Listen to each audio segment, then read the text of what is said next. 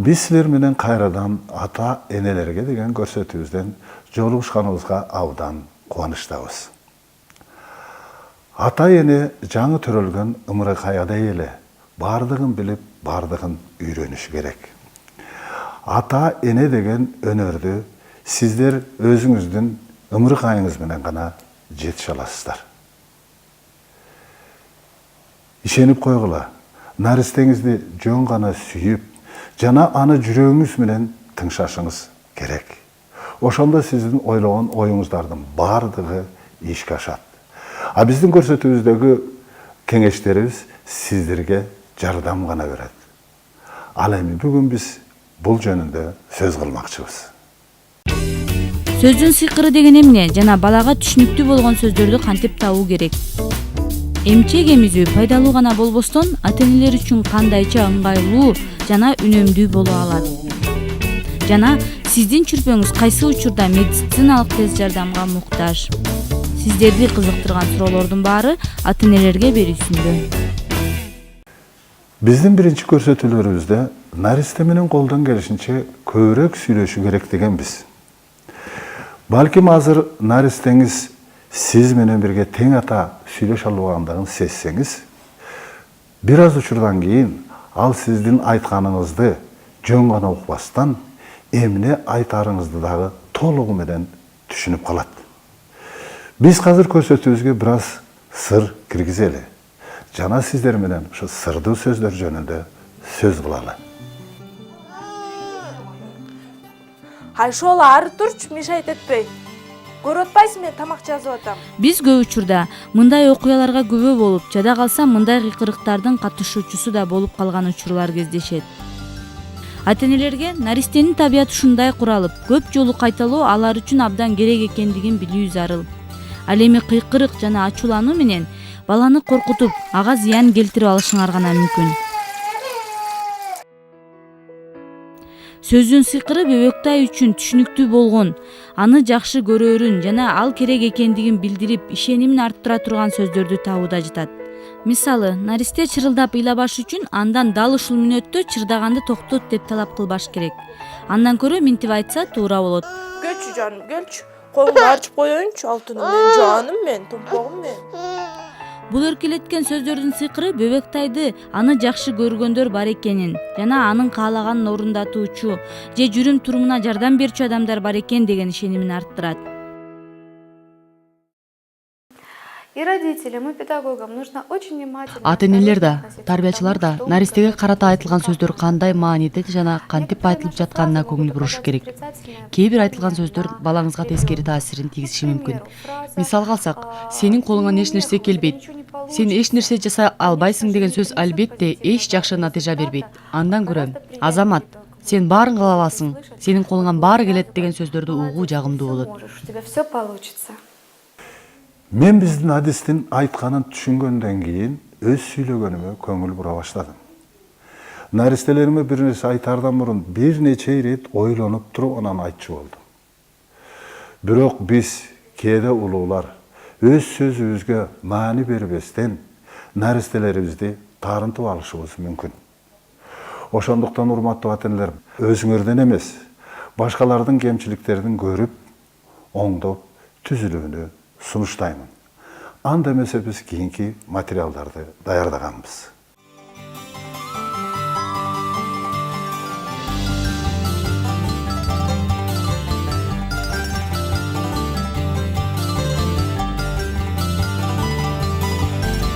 Ай, муну эмне кесип атасың? Ушундай колуңа кайчы тийсе эле кескен адатың бар?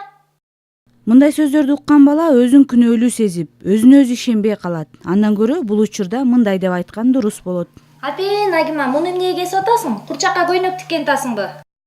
Азыр курчагың экөөбүз сонун көйнөк тигебиз.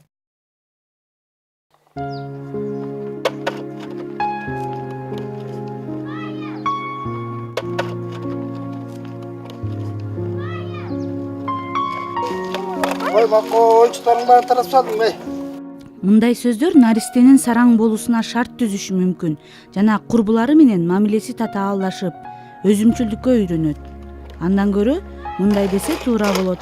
Азамат, достору менен оюнчук ойнап тур,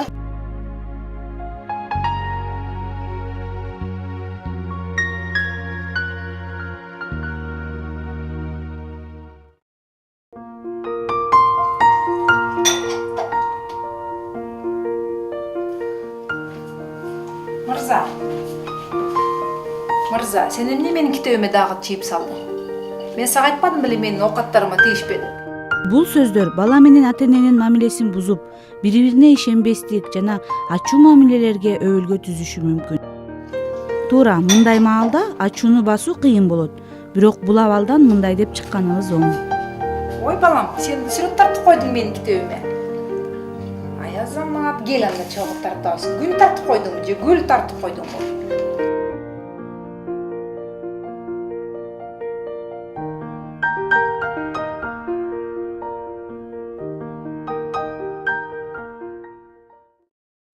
Сиз балаңызга мындай сөздөрдү көп айтасыздарбы? Мен азыр бош эмесмин.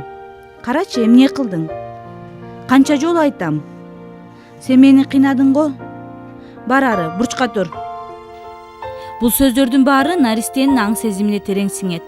Кийин сиздер таң калбай эле койсоңор болот, эгер ал силерден алыстап, эч сырын айтпай, жалкоо болуп, эч кимге жада калса, өзүнө да ишенбей калса. Ал эми мындай сөздөр Бөбөктайдын жан дүйнөсүн эркелетет. Сен менин эң сүйүктүүмсүң. Сен баарын жасай аласың. Сен болбосоң эмне кылмакпыз? Келе кой, экөөбүз чогуу жазайбыз. Менин кичинекей акылдуум десе. Келчи бери. Кана, эмне болду? Айтып берчи. Сыйкырдуу сөздөр мындан да көп. Кээ бир учурда байкалбай оозуңардан чыгып кеткен сөздөрдүн тизмесин түзүп, жана аны алмаштыруучу сөздөрдү издеп көргүлө. Бул абдан кызыктуу иш. Анткени байкалбай эч бир жаман ой жок айтылган сөз наристеңиздин келечегинде психикалык, эмоционалдык өнүгүүсүнө, жүрүм турумуна, жада калса турмушунда тез таасирин тийгизиши мүмкүн.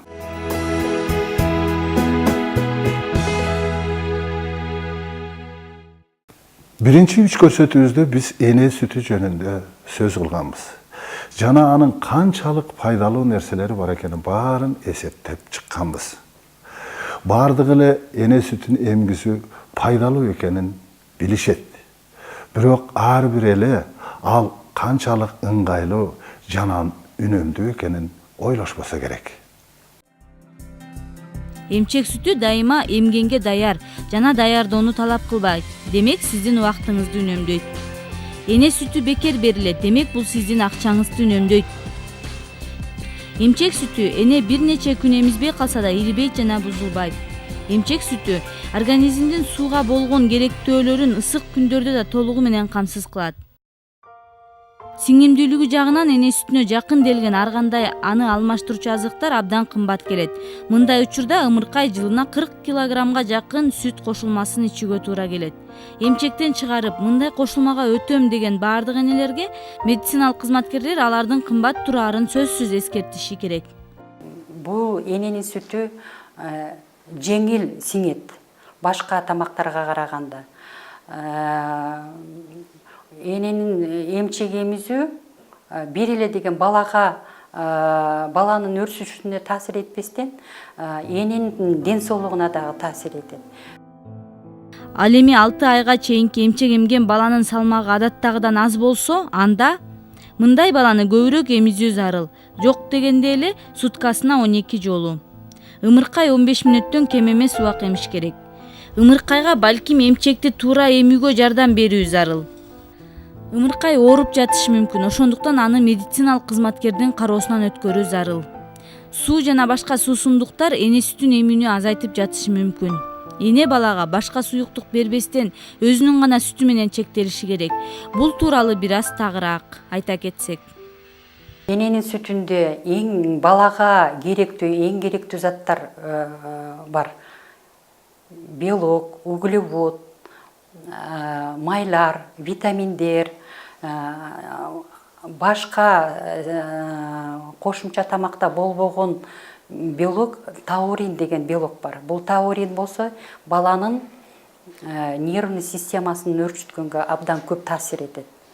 Эненин сүтүндө эң биринчиде болуп иммуноглобулин деген глобулиндер бар. Ал баланы оорулардан, жугуштуу оорулардан защищать этет. эне сүтү ысык жана кургак аба ырайында да ымыркайдын сууга болгон баардык талабын орундатат. Эгер ымыркай эмчек сүтүн гана эмсе, ага биринчи 6 ай убагында эч бир суусундуктун түрлөрү, суу дагы керек эмес. Баардык башка азыктар менен тамактандыруу ымыркайдын ич өткөк оорусуна чалдыктырышы мүмкүн. Башка азыктар жана суусундуктар сиздин чүрпөңүзгө 6 айдан кийин гана керек болот. Колдон келсе, баланы 2 же андан чоң болгонго чейин деле эмизе берүү сунушталат. Чынын деле маалымат көп бекен. Муну менен эле бүтпөйт. Мен жашаш үчүн тамактанышым керек деген сөз бекеринен айтылбаса керек. Ошондуктан тамактануу биздин көрсөтүүбүздө эң орчундуу орунду ээлейт. Ошондуктан кийинки жолугушканыбызда бул маселеге, эмчек эмизүү маселесине дагы кайрылабыз.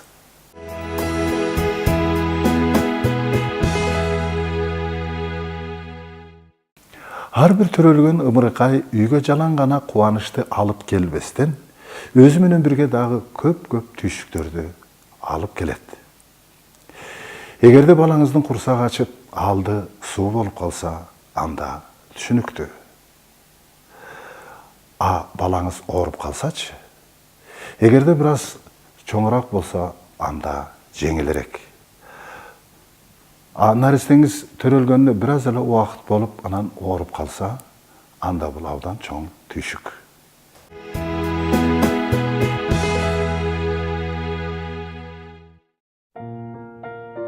Бардык эле балдар ооруп калышы мүмкүн.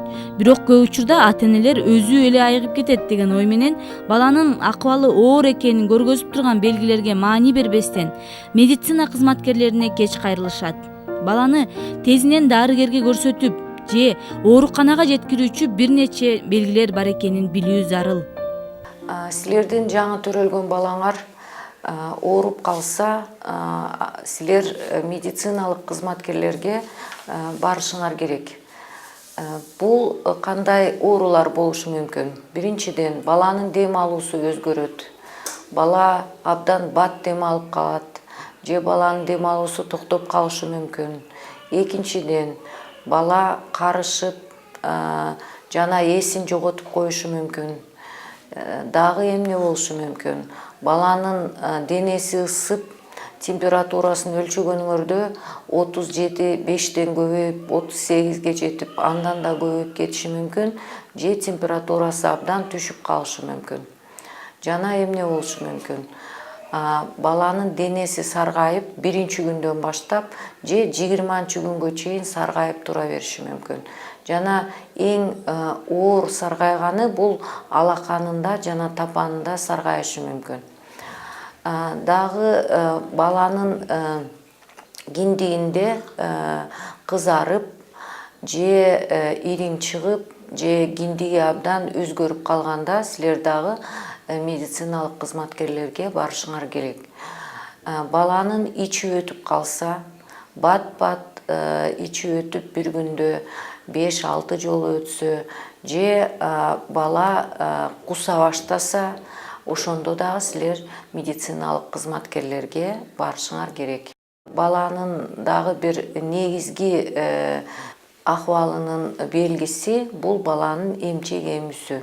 Эгер бала эмчек эмбей калса, же такыр эле эмбей жатып калса, шалдырап, ошондо дагы силер медициналык кызматкерлерге барышыңар керек. Же токтобой ыйлай берсе бала, такыр силердин тынчыңарды алып, өзү кыйналып, токтобой ыйлаганда дагы медициналык кызматкерлерге силер барышыңар керек. Албетте биз ата-энелер өз балдарыбызды сүйүп, жана аларга жалаң гана жакшылыкты каалайбыз. Бирок ымыркайыбыз ооруп калганда эч нерсе ойлоп табуунун кереги да жок. Жана урматтуу ата-энелер, мен сиздерден өтө суранат элем. Жанагы эмчи домчу, көз ачыктарга кайрылыштын эч бир кажети деле жок.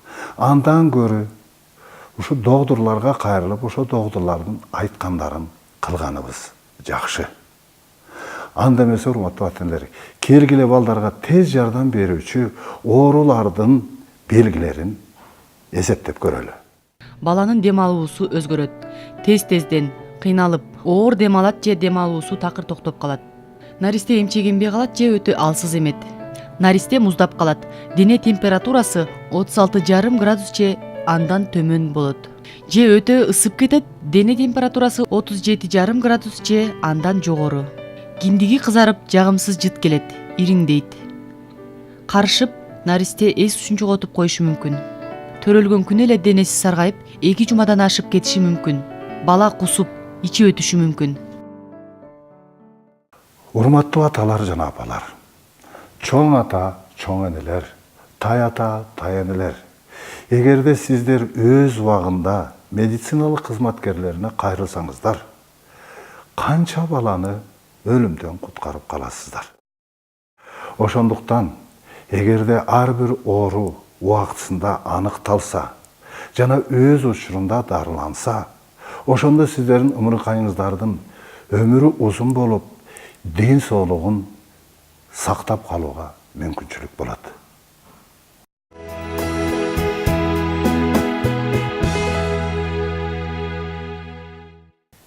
Мына биз бүгүн силерге айталы дегендерибиздин баарын айтып бүттүк. Бирок ишенип койгула, бизде мындан да пайдалуу кеңештер абадан көп. Ошондуктан ата-энелерге деген көрсөтүүбүздү бир жумадан кийин коомдук 1-каналыбыздан көрүңүздөр. Эсиңиздерге салып кетейин, биз сиздерге баланы тарбиялоону үйрөтпөйбүз. Биз алар менен жөн гана тил табышабыз. Балалыкка бардык дүйнө тартылар, бала үчүн бардык бакыт айтылар. Эң биринчи ата-апа деп сүйлөсө, жүрөк балкып келечегиң жаркырар. Карагыла башка сен